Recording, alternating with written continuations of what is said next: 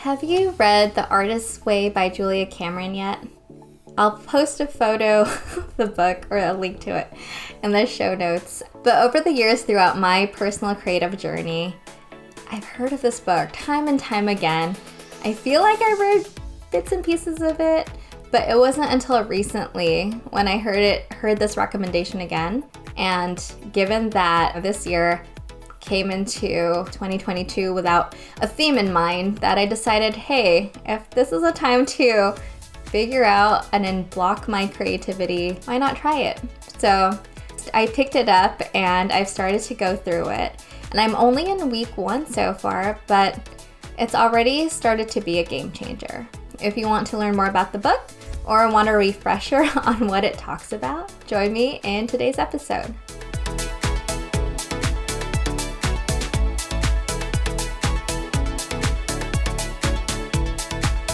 Hi, I'm Leah Fetterhoff, a user experience designer, writer, and life strategist, and I want to help you thrive in work and life.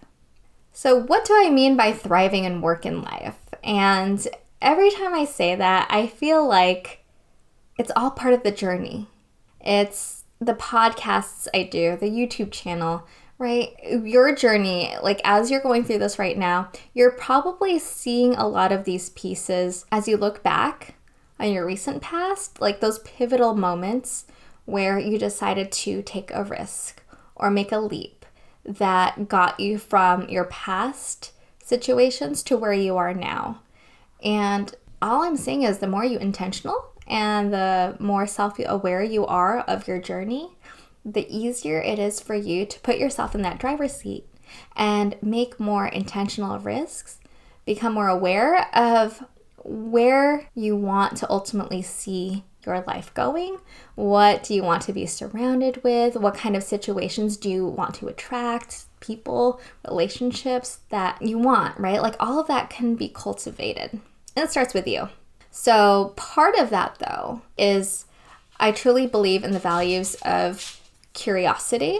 So following whatever piques your interest, because that's what makes you as an individual unique. Like there is no one else like you. It's about building confidence. The more times you take a risk and you get over that first time, I talk about this in past videos, you build confidence by faking it until you make it, and also just getting through that first experience, which automatically levels you up to have now more experience than someone else who hasn't done that thing yet. And it's creativity. And when you have curiosity, confidence, and creativity just means being able to create new solutions and thrive in ambiguity, right? I talked about this a few weeks ago. It's about being able to synthesize two really disparate ideas together into something new. It's about drawing those connections. And all I want to reiterate to you is when you, inside you, right, have that integrity, your inside is aligned with your outside. How you see the world is reflected back onto you.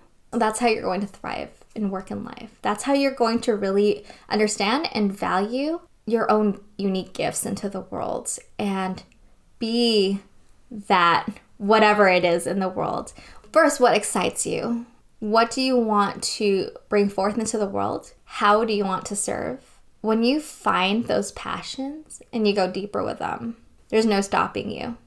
So I think from now, like time to time, I'm going to explain what thriving in work and life means. And the videos that I talk about every week, including this one, right, Reading the Artist's Way, when I say I need to unblock creativity, it means that I feel not stunted in my growth, but I feel like there's something, that little inner voice in me, right? The soul, whatever you feel like is your creative voice is the thing inside you that comes up with new ideas. Sometimes if it feels blocked, like if you sit in front of a blank page or a canvas and you don't know what's going to come out, or you're not happy with what's coming out, or you feel like something's missing, right? There's that discontent there.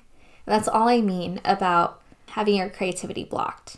And for me personally, I find things to talk about here every week. I learn new things every time I interview someone new on the podcast. But for me personally, there was still something missing or lacking, or I felt like I was starting to hit a wall with like, where are my like aha moments? And I get them, here and there, but I want to consistently be able to share them with you as it's happening, as things are clicking in my mind, and as I'm developing as a human, just like all of you are. So going back to that idea of Writing the Artist's Way, the insights I've gotten from that book so far.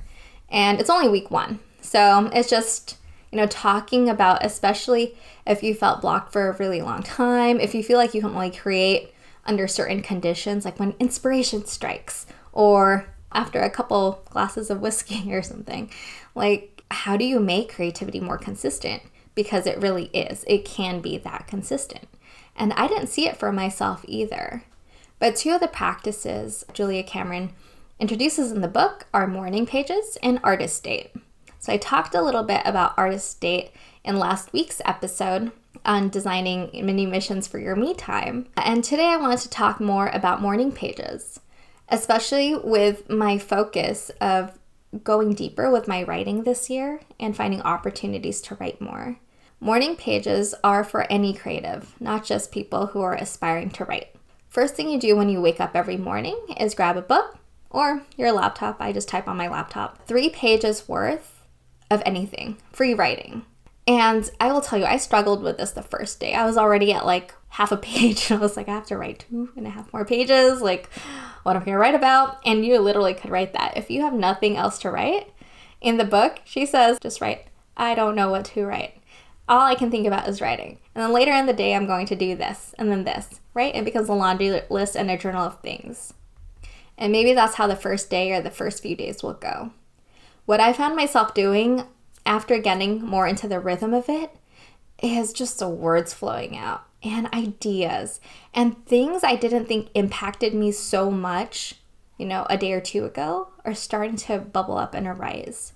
Stories where I felt a little distance from or hadn't quite tapped into my emotions, my observations, my philosophies, and how I felt started coming onto the page. And what happens after those morning pages to be continued? Because right now, the task for week 1 is to put them in an envelope and not actually go back and read them yet. So stay tuned on that part. But I will tell you that there is something freeing and something that just flows naturally the more you do it. And I think it's a great way to tap into that inner voice, because you hear this advice about just listen to yourself, just be quiet, sit still with yourself. There's a practice, right, once again, in the artist's way, and I've actually heard this through different channels as well, is you can literally type out like, hey, intuition, or hey, inner voice, or hey, me, what do you think about the situation? Or what should I do next? And then just type whatever comes out. And sometimes the answer feels so simple. It's like, just take a break today. And you're like, what? I have so much things to do. Like, what does that even mean? Right? But you can start to have this dialogue with your inner voice, and it literally is just saying it as it is. And it gives you opportunities to explore and really acknowledge that there's a lot going on in here that maybe you haven't been honoring or you've been ignoring. I think that's the other, beautiful piece about morning pages. It's like, you have no filters, right? If, like this voice comes that says like, why are you even doing this? And like, you're not a good writer, or, you're not even like writing grammatically correct, you just ignore it, right? And there's other things in the book, right? Like you can give this monster a name and like just like write an X over it, or, print it out in your notebook, like ways to like personify it. Who is your biggest critic? And then block them or cancel them, right? For me, like it's just been helpful to just push through, just write anyway. No one's gonna read it except you, just you alone with your thoughts. And I even have a ritual of this now. Like I'll go downstairs, I already have a laptop plugged in next to the chair I use, and then I'll just sit there first thing when I wake up and then get to writing, like without thinking anymore.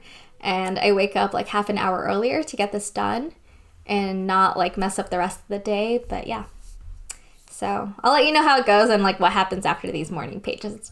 But if you're looking for like some kind of ritual to start unblocking your creativity and find a way to like talk to your inner self, like what you're really feeling, I think it's a great way to just put it out there. So there you have it. Check out the book if you haven't already. We can take the 12-week course together, follow along, and I'd love to hear like what you thought of it if you've already taken the course, and what was your biggest takeaway from it. Leave me a comment below or tag me on Instagram at SwishieOfficial.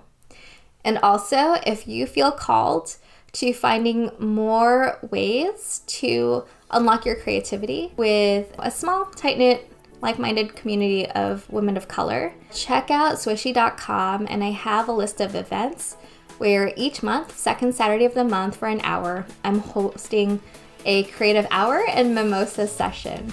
So feel free to bring any creative project you want. We'll do intros at the beginning, a little show and tell or debrief at the end.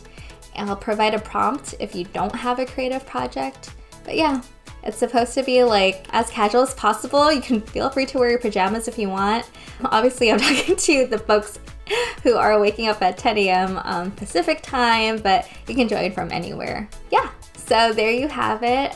If you enjoyed today's episode, please share with your friends. And if you haven't already subscribed, lets me know that you are out there listening and finding these video segments enjoyable, inspirational, helping you with your creativity, curiosity, confidence in thriving in work and life. And yeah, thanks for joining me this week, and I'll see you in next week's episode. Cool. Bye.